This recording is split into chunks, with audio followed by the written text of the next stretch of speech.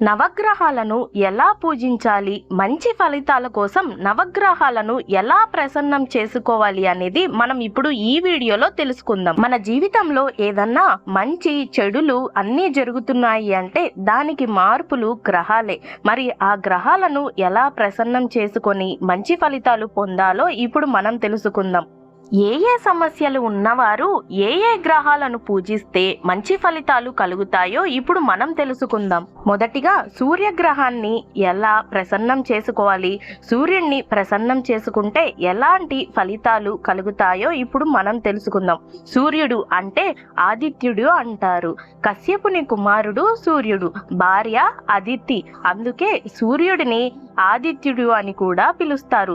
సప్త అశ్వాలతో ఉన్న రథం అతని వాహనం అని చెప్పవచ్చు. ఆ సప్త అశ్వాలు 7 చక్రాలు. అంటే అవేంటో ఇప్పుడు చూద్దాం.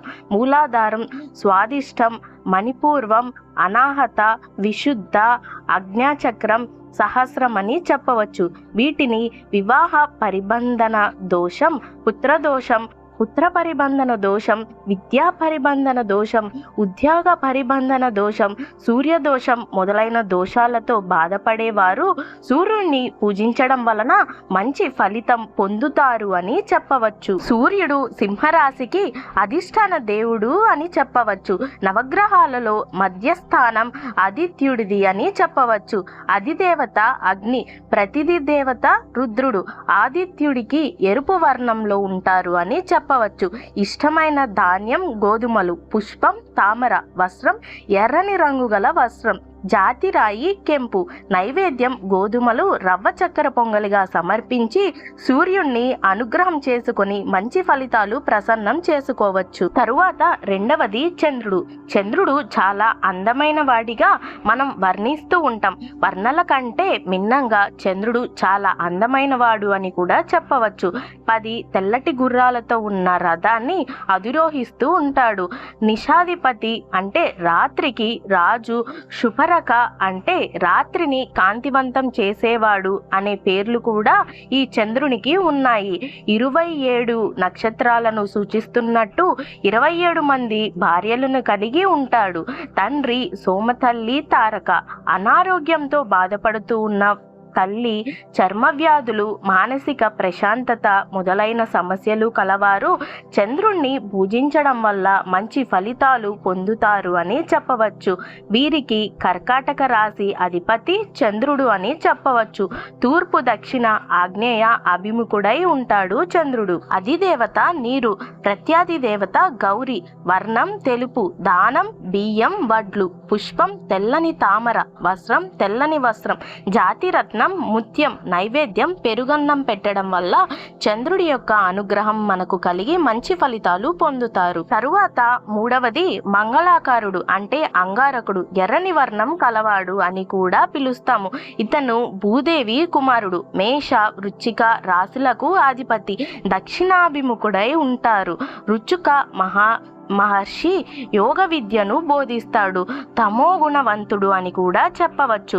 భార్య, పిల్లలు, అన్నదమ్ములు వాళ్ళు సమస్యలు ఉండేవారు, స్నేహితులతో శత్రుత్వం, సంపదను కోల్పోయిన వారు మంగళదేవుణ్ణి పూజించడం వల్ల సత్ఫలితాలు పొందుతారు అని చెప్పవచ్చు. అధిదేవత భూదేవి. వర్ణం ఎరుపు, దానం కందిపప్పు, పుష్పం సంపంగి మరియు తామర, వస్త్రం ఎరుపు రంగు వస్త్రం, జాతి రత్నం ఎర్రని పగడం. నైవేద్యం కందిపప్పుతో కూడిన అన్నం.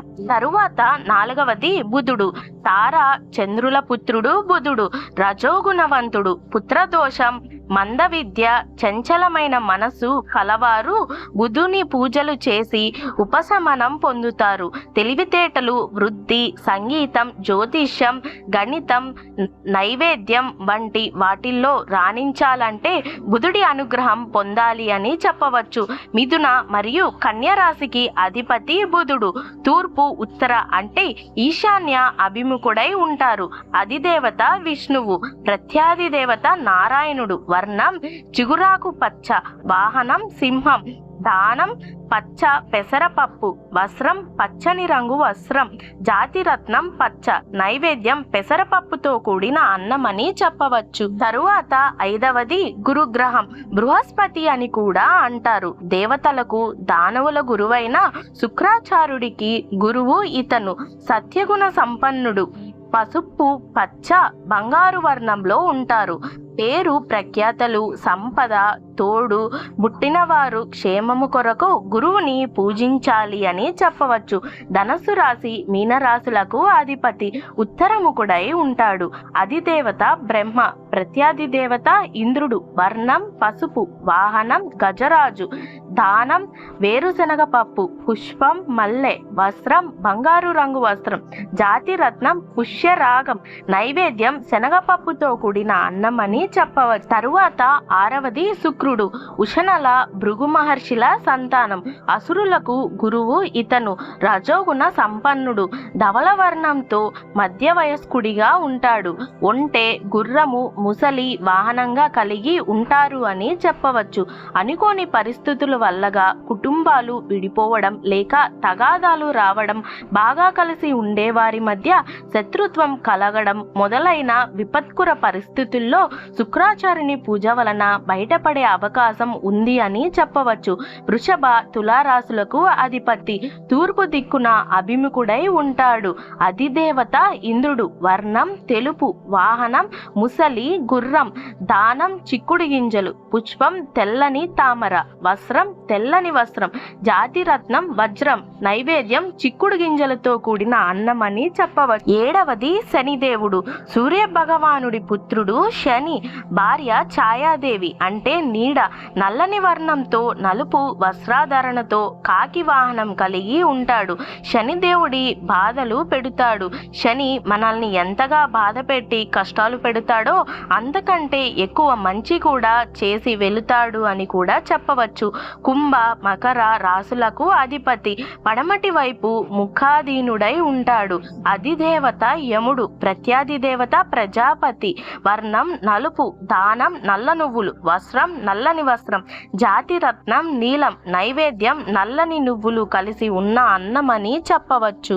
8వది రాహువు, సూర్య చంద్ర గ్రహాలకు కారకుడుగా చెప్పబడే రాహువును ఒక పాము రూపం అని చెప్పవచ్చు. ఒక కత్తిని ఆయుధంగా చేసుకుని 8 నల్లటి గుర్రాలను అధిరోహిస్తూ ఉంటాడు. పుత్రదోషం, మానసిక రోగాలు, కుష్ట మొదలైనవి రాహు ప్రభావంచే పడమర దక్షిణాముఖుడై ఉంటాడు. అధిదేవత దుర్గ, ప్రత్యాది దేవత పాము. వర్ణం నలుపు, వాహనం నీలపు సింహం, దానం మినుగులు, పుష్పం అడవి మందారం, జాతిరత్నం గోమేదకం, వస్త్రం నల్లటి వస్త్రం, నైవేద్యం మినుగులతో కూడిన అన్నం అని చెప్పవచ్చు. తరువాత చివరిగా కేతువు, భార్య చిత్రలేఖ. ఆస్తి నష్టం, చెడు అలవాటు, పుత్రదోషం మొదలైనవి తొలగాలంటే కేతు పూజలు చెయ్యాలి అని చెప్పవచ్చు. పడమర దక్షిణ నైరుతి అభిముఖుడై ఉంటాడు. అధిదేవత చిత్రగుప్తుడు, ప్రత్యాది దేవత బ్రహ్మ. వర్ణం ఎరుపు, వాహనం గద్ద, దానం ఉలవలు, పుష్పం ఎర్రని కలువ, వస్త్రం రంగురంగుల వస్త్రం, జాతిరత్నం వైడూర్యం, నైవేద్యం ఉలవలతో కూడిన అన్నం. స్వస్తి. ఇక్కడితో నవగ్రహాలు పూర్తయ్యాయి. రకరకాలుగా బాధపడుతున్న వారికి ఇలాగా ఏ గ్రహాన్ని ఏ విధంగా పూజిస్తే ఎలాంటి ఫలితాలు కలుగుతాయో ఇప్పుడు మనం చూసాం కదా. ఎలా అనిపించిందో ఏంటో తప్పకుండా కామెంట్ చేయండి. ఇలాంటి మంచి ఇంట్రెస్టింగ్ వీడియోల కోసం ఇప్పుడే నా ఛానల్ ని సబ్స్క్రైబ్ చేసుకొని వాచ్ చేస్తూ ఉండండి. Thank you for watching Teju epic book. Please subscribe.